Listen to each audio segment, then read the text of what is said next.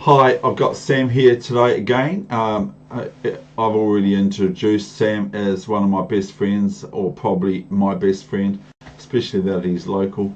Very, very busy, but I'm going to just ask him a few questions, Sam, and so I want you to just basically reintroduce yourself and say what you want to say. Right, for those who don't know me, my name is Sam and I'm 31 years old. I work as a registered nurse at Christchurch Public Hospital, and my specialized field is actually in the field of nursing, particularly brain and the spine. Which could help me. That's fine. Now, Sam, why do you play chess?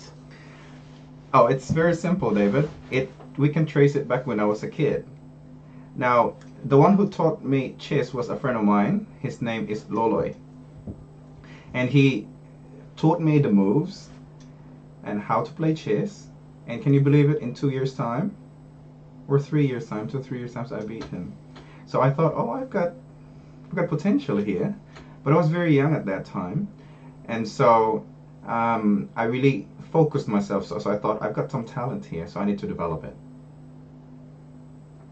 And And it's funny because when I was in high school, chess has somewhat, let's say, a little bit overtaken me in my life, where I just focus on it. When we go and travel, instead of buying other things or stuffs, I would go to the library. I'll go to the bookstore and get myself like the chess books and what's new out there. but And that's the question is, mm, why do you play chess? right, Okay. Yeah. it's something So that really. what drives you to want to play chess? And Or that's winning something as well, David. Like when you you like win a lot winning. of games, like I win a lot of games in tournaments. This is like open tournaments, not just. But when I found that I was winning like in the kids division and the juniors division, and when I mixed with adults, I compete with adults as well, and I became a champion once in our town, and that's all across the chess club's players regarding of the string. All you can play. That was the setup. Yeah, yeah, And so winning drives you to like, okay, let's play some yeah. more. It's enjoyable when you win. Yeah, it boosts your ego. It's just.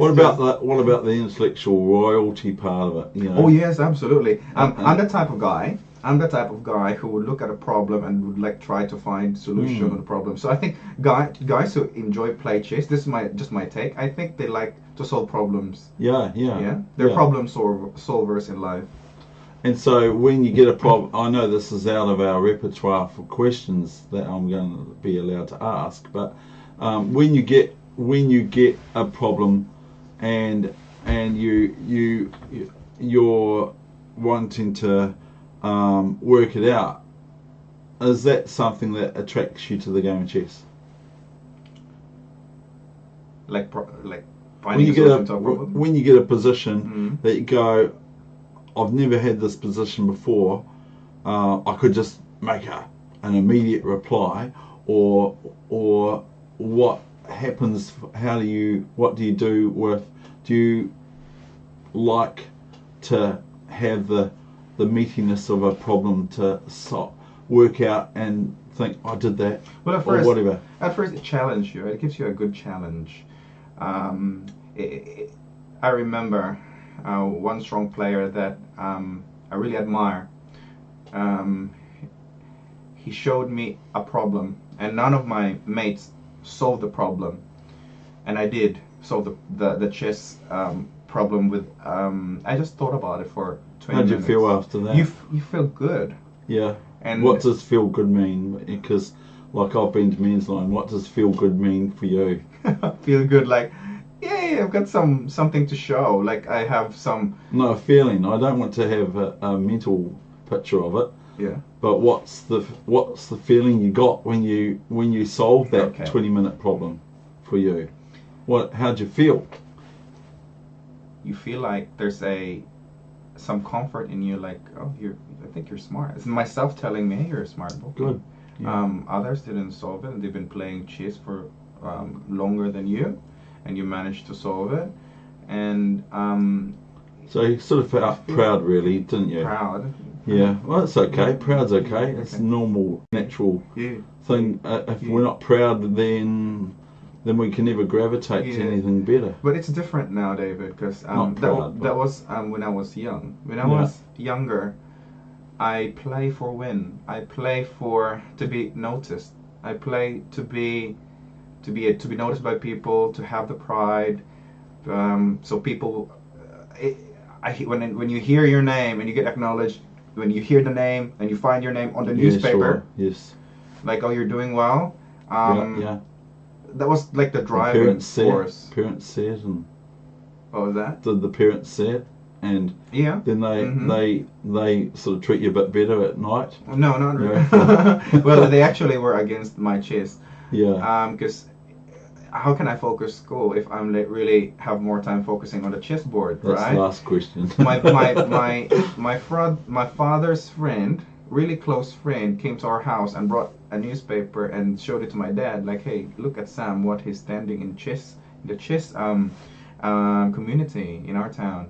And I didn't even know it, that it was actually covered by media. And my dad's friend showed it to me and said, oh wow. So that really, apart from the enjoyment that I have in the game, because at that time I was playing from morning until evening, and school was like, chess is bigger than school. So that's why my parents were kind of against it. Yeah, yeah. So I think they would be. Yeah. So when I was younger, it's more about, I want to be known, I want to be respected.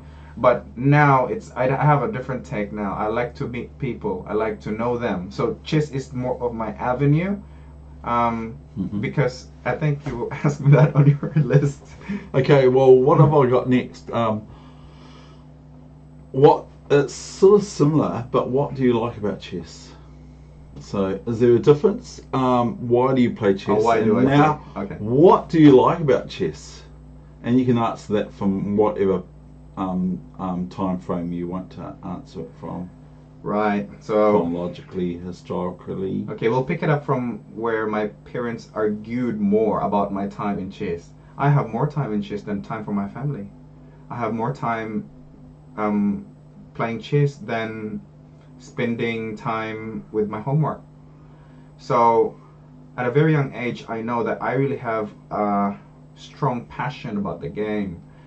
Even if I lose, it doesn't put me off chess.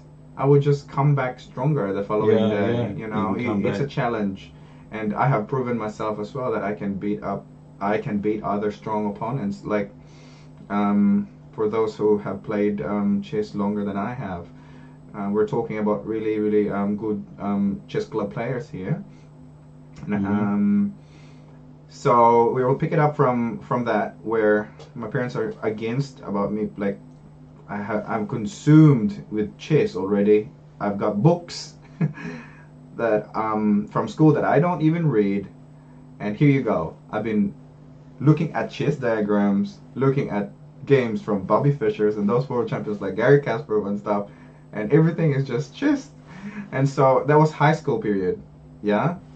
And when I went to college, chess was still a big part of me, because in the mall there is a big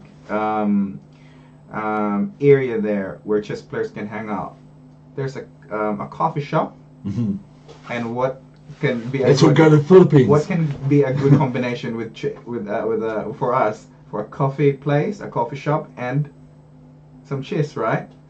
So this place I remember in Cebu, and that's one of the most popular places in the Philippines. You can hang out there and play all you like in chess, and that's the place where the strong guys hang out as well. And if you go to the mall, it's dangerous. It's so dangerous. So I like to go to the mall. Yeah. When I go to the mall, it's really, because it's hot. You know, it's a tropical place. It's really hot there. So you want to go to a mall because of the air conditioning, right? And I go there and watch the guys play. and it always sucks me in, David. It always sucks me in, and I'm torn. I'm torn now because my question is, should I compete at a level where I really want to give up school and focus on chess? That was really hard for me. Mm-hmm. I really wanted to become a doctor, a medical doctor. But chess was so big part of me that if only I can, I would. Oh, excuse me. Just got I'll just slide it off. Sorry. And then it's not about me. Yeah. So what can you say about that? No. I'm just I'm still.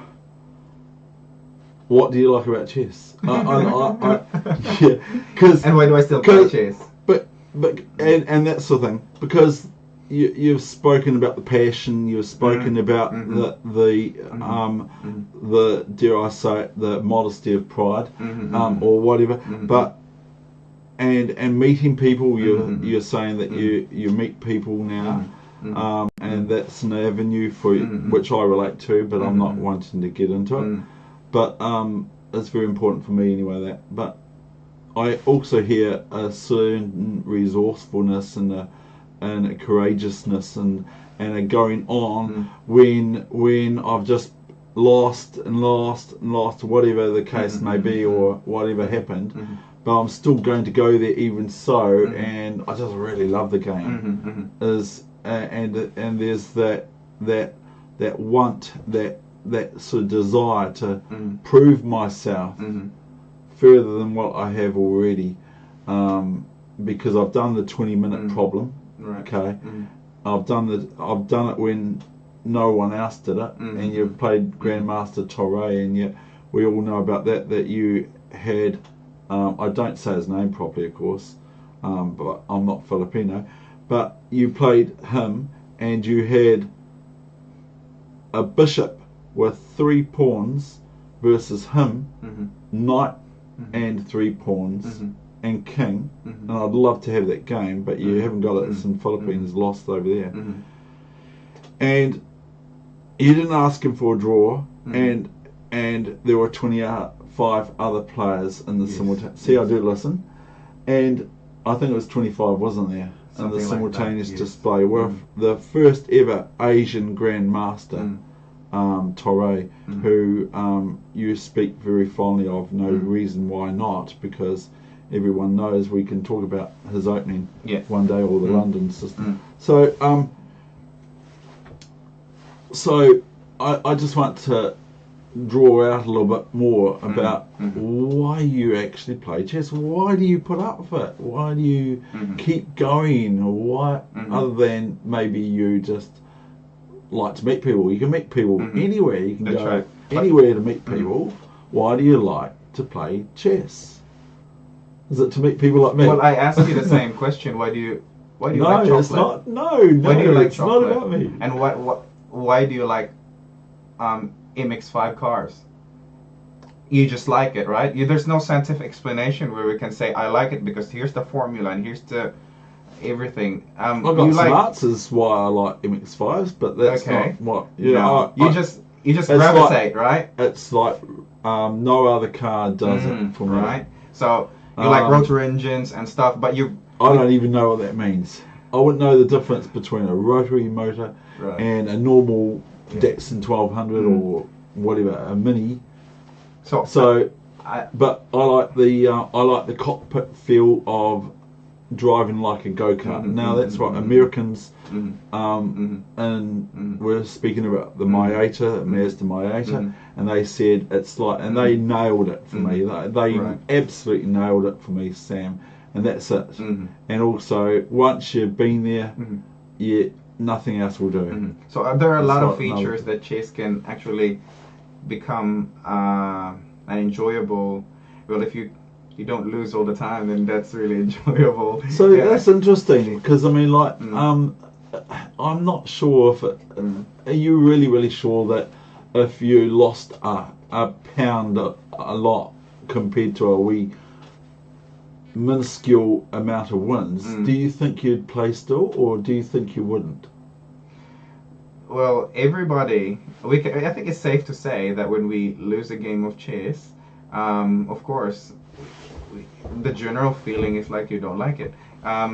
Let's take the case of Magnus Carlsen, our world's number one, and he says that if he loses a game of chess, the next day he would just like to win because he doesn't like the feeling.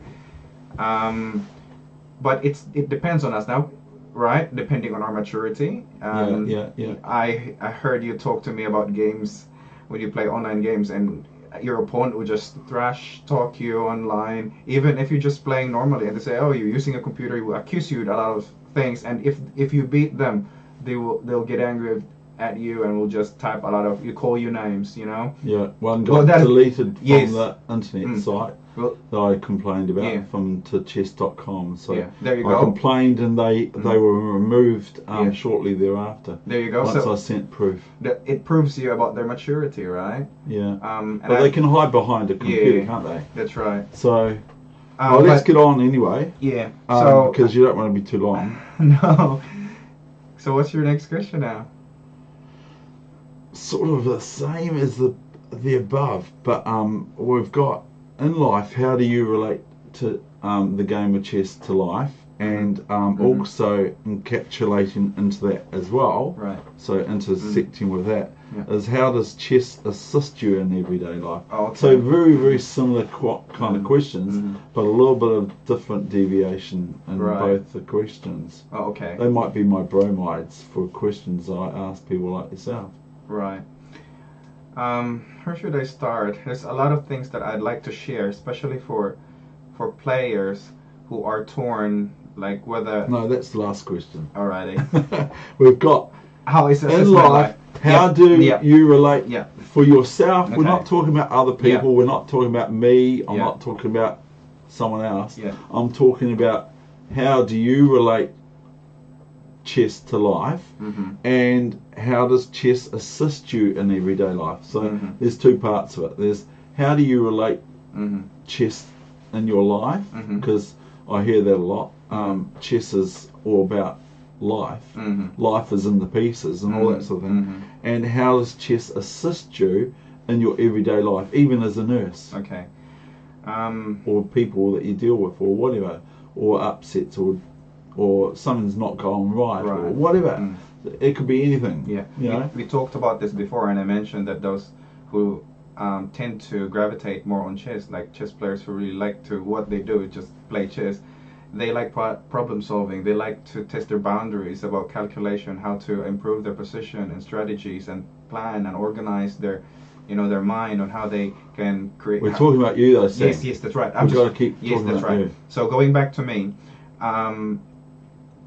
in life, you can use the strategies that you like, being in a winning position. Okay, I'm talking nonsense now, but for me, what I take is, let's say I'm at my work as a nurse. Whenever I find some problems or struggles or any issues at my workplace, chess taught me to look at the situation, analysis.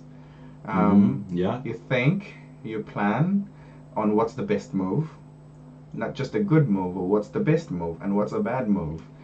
And in my life, it's never been perfect. Like I have always got the best moves, but that's life, right? We have ups and downs. But what chess really taught me is how to look at it calmly, the situation, assess it with your in your life experience, or whether you're looking at a chess sort of lens, that you can actually play the best moves.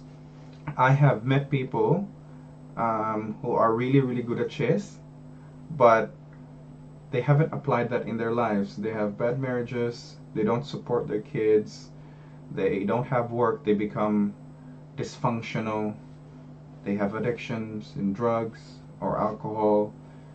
So it's funny to say that, how come these people that I admire, like I'm talking about locally in my hometown in the Philippines, where they're really good at chess, and how come when you look at different areas in their life, it seems like they're not making those good moves. So I think I think that it's not just chess that we want to do the best moves, but there are other certain aspects in our lives that we want to do well as well, like family, career, and everything.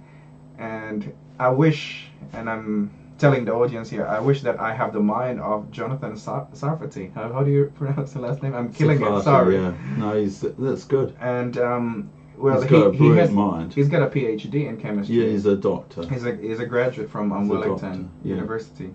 And New Zealand chess champion of some amount of time. He's a FIDE master, and he can. He played blindfold chess simultaneously. Yes, and I think he won. Wow. When he did like a tournament, I don't know, a simultaneous match. There were like I think 12 or 13 players, and he beat them all. Yeah. And not many. I mean, there are grandmasters who tried what he did, but they couldn't. So if we have a mind like that, I think I'm going now to recognizing. That's the last question, like advice for players. Yeah.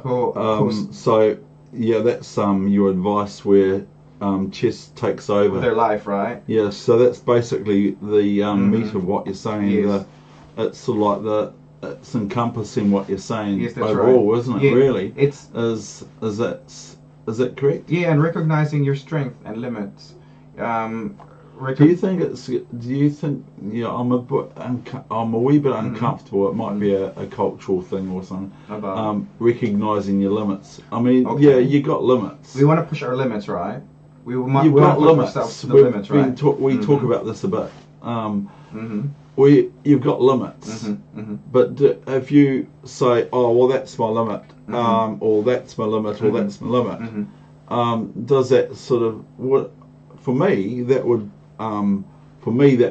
limit me, and I'd say, well, yeah, I can only go so high, and if I've got a hurdle that high, I can't jump over a hurdle. I can jump over, can't I?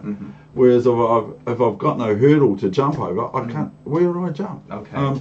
So if I'm a bit uncomfortable with if you have a limit, because I think that will psychologically impair advancement in that. Where there are two sides of it, David. Yeah. Where limits, sure. Where pushing yourself to your limit or above your limit can help you improve whatever you're doing in life. You're doing chess. If you push yourself beyond your limit to reach the peak of your performance, of course you need some challenges. You need hurdles. You need mountains to climb, right? You need some push so that you can double or triple your amounts of study to improve your game, right? If we're talking about chess. Or other certain areas in life, but there are two things there's two things of it, because if you don't recognize that you're not the Michael Jordan of chess, and you're trying to be the Michael Jordan of chess, and that you will, I know people like that. You will end up getting hurt. And it comes it takes wisdom. Maturity It takes maturity as well. Yeah. Maturity as well. The brain normally matures from 25 to 30 years old.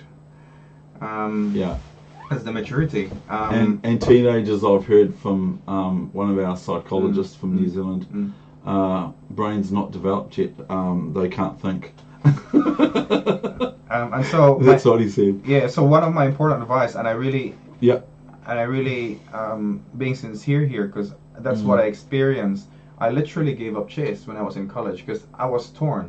Remember, if we pick up from that story, I was torn between should I go with chess career, because after all, some parts of my childhood had been invested in chess. So you feel invested.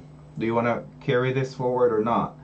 And so I thought to myself, I looked at my friends. They're nowhere, really. They're really, really good at chess. But when I look at them, they don't really have a stable income.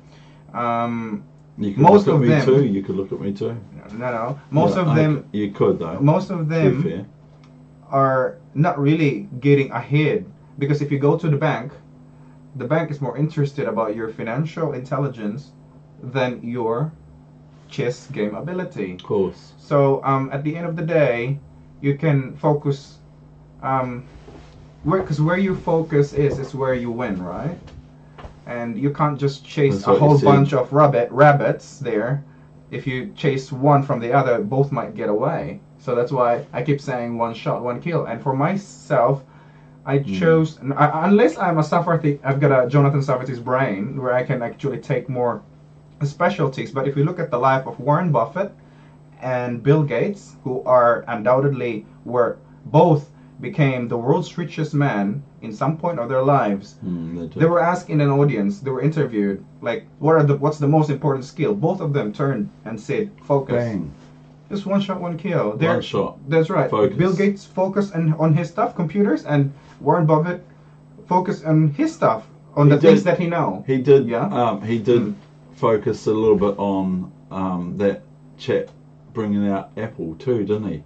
What do you mean? Well, he was focused. Bill Gates was focused very much on the PC, but when Apple came along, you know, he sort of focused on them a bit too, didn't he? That's right. But yeah, but apples and oranges. We can't undermine the No, we're not. You know, focus. It's really helpful. No, a very, very, very, very important word for me too, if I can relate to that. So I've been fighting. I was really surprised when I found it out that the word focus was the word, because to me that's a really new word for me and very important. That's why I put these things on, you know, when I'm playing chess, because So getting back to my story, so I finally decided, okay, let's put chess aside for now and focus on my nursing. So I did study nursing for 4 years, and I didn't take chess seriously. I just stopped buying books. I just stopped hanging out with national masters or FIDE masters, because I used to hang out with them. Because you know, you want to get better, and you play with them. That will sharpen your game. It will do. That's right. So when I go to tournaments, I'm already been battered, been killed, been murdered by those national masters and FIDE masters. But when you play other players of your strength, you're ahead. You're ahead, man, because they know that you copy their tricks. If you play them quite a lot, and you'll find out, okay, this is how we should play. Because you like research a lot. You've taught me about that too, haven't you? About the importance of research. Yes. And just even if I've got a wee map. That's right. Map in my my chess videos and all that sort of thing, it helps a lot. Oh, yeah, that's important because just a few words. Yes, but I talked to myself during those periods where I studied nursing. I talked to myself and said, okay, I'm keeping on top of my opening knowledge. What's the latest updates of, let's say, a Scandinavian opening? And I've been following it. Like, really, what's the most? The recent developments of the how you play the chess opening, and also the middle and the end. No. Just joking. So you can go to that level, but it's funny because I know more about chess than what I've been studying, like nursing. So you have to. We talked about research, right? You wanna whatever opening that you play, that you really wanna get a better understanding. Of course, you can buy books, you can buy DVDs, you can have a tutor who can get you an understanding of that. But you know, I'm having these two things at once: nursing and chess. I mean, I can't. I'm preparing for my exams. And what about chess as well? You know, you want to get on top of it. So it's really, really hard. And so I decided, okay, one shot, one kill. I'll just focus on my nursing, and I'm planning, okay, come back to it, right? So 4 years studying nursing, and then I didn't take chess seriously. And then after that, after I finished my nursing degree and I became a full-fledged nurse, okay, you're focused on nursing as well because you're dealing with lives, right? You're dealing with lives. It's not good if I know all the opening in chess and I put my patient at risk. It's no good. So even common sense really can help guide us, right? I talked to you about my friend who's a FIDE master, and he gives us, like, he plays 1 minute, and the strongest players in the club can play 5 minutes. He'll just have 1 minute and nobody wins. And this man just chess his life for him, and that's mastery, right? If you want to master he mastered his craft. He's a FIDE master. And I was thinking, okay, should I become like him? But that will be a huge sacrifice. That means I have to focus just single-mindedly, Yeah, like a missile yeah, to a target, right? Yeah. And so we talked about limits, and I'm thinking about limitation. I realized, David, okay, this is when I finished. This is like 2015. When did we meet? When did we meet? 2 years ago. So Just that was about May 2 years ago. so 2016. Yeah. Literally, guys, 2016. That was the time where I thought, okay, let's get back to chess. And he came to me. Wonderful. I saw David in the mall playing chess, and that's how it started. But my rating probably at that time was, oh gee, maybe 1700, okay, at most. From picking up from, okay, all those years that I stopped, I would be probably on the 1700 level. And then I pushed myself, right? Guys, for 3 months, every time I finish work, I open my book in chess. I spend 2 to 3 hours per day. Okay, just 2 to 3 hours per day. But before, I used to spend all day. Can you imagine that? But now I'm just spending 2 to 3 years in a period of time. 3 years, 3 days, 3 hours.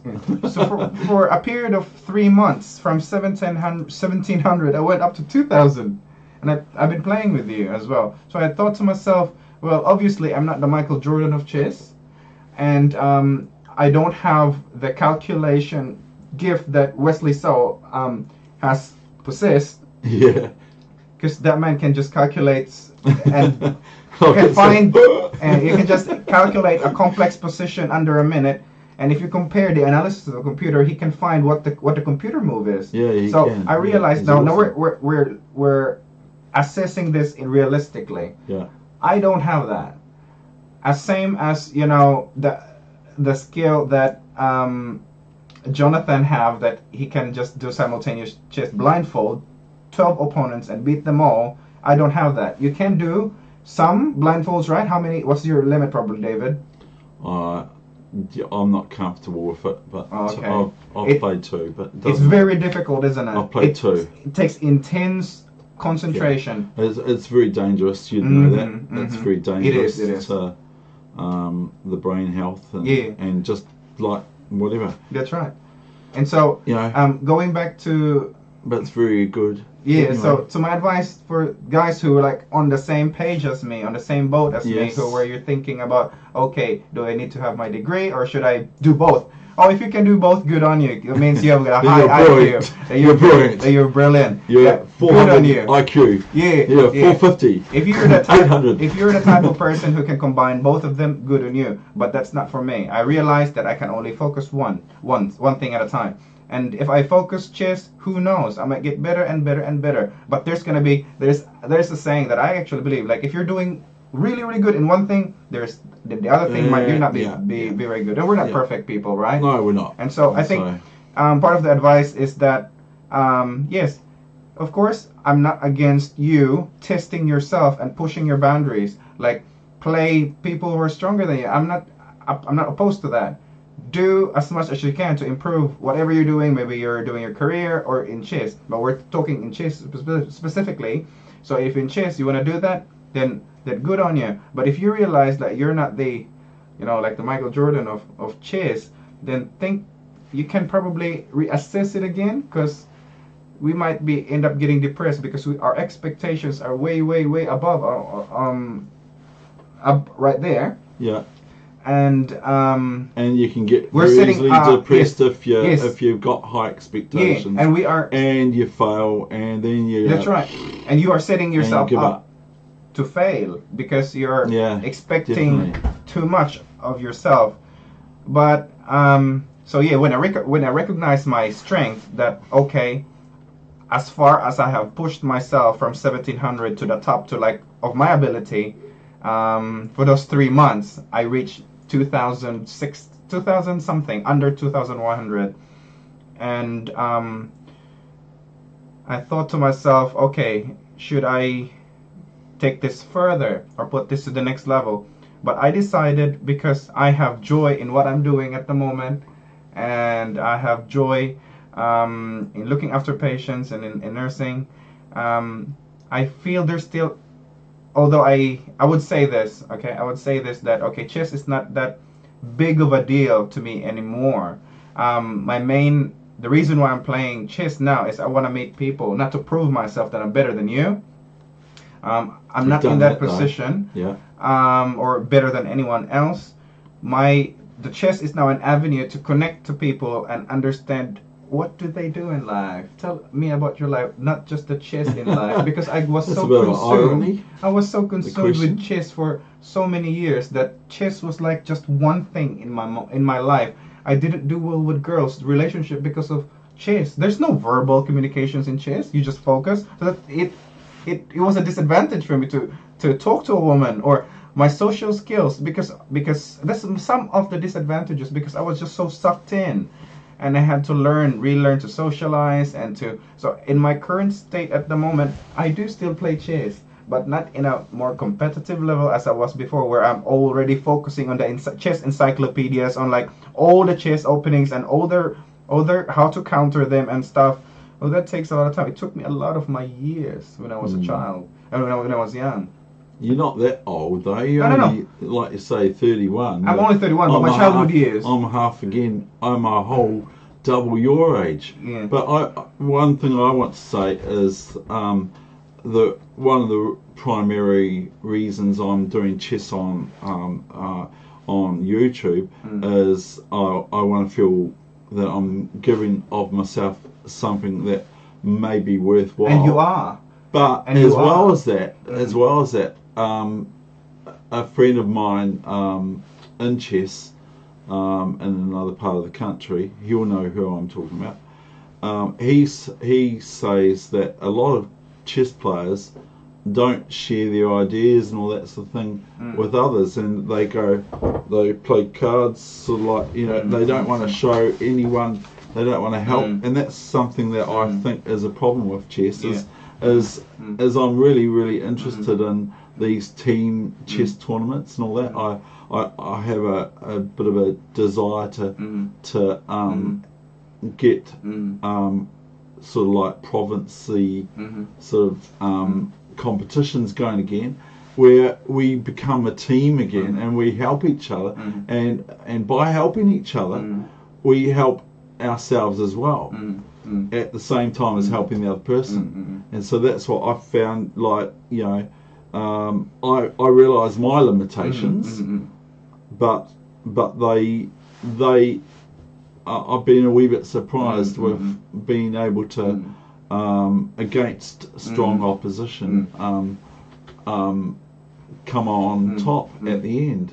Even if I lose or draw or lose 2 games, I still do okay, and so I feel quite good about that in myself. I've got a friend in the Philippines, and I spoke with him recently, and I heard about him crushing few national masters back home, but we're pretty close with that friend of mine. So he reached me out on Facebook and said, "Hey, do you want to play chess?" And I thought to myself, "Oh boy, I'd love to play with you, because I just heard that you have defeated 2 national masters."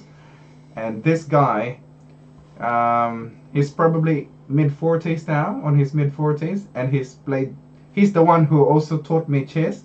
But I had beaten them in, no, I don't think I have beaten him in a tournament, no, in Blitz Games match. But so I caught up with him after a decade, right? After a decade, like, I stopped playing, and then he still continued with his chess. And then I heard about this news that he's doing well with chess, so he contacted me on Facebook, and I said, "Hey, you wanted to play with me?" Yeah. But we're really close. One of my closest chess buddies in the Philippines. Yes. And I said, "Sam, do you want to play?" And I said, "How would you turn that offer?"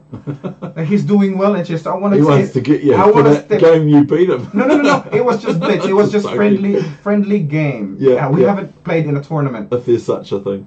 And so we haven't. No. We played in a tournament. He beat me in that tournament.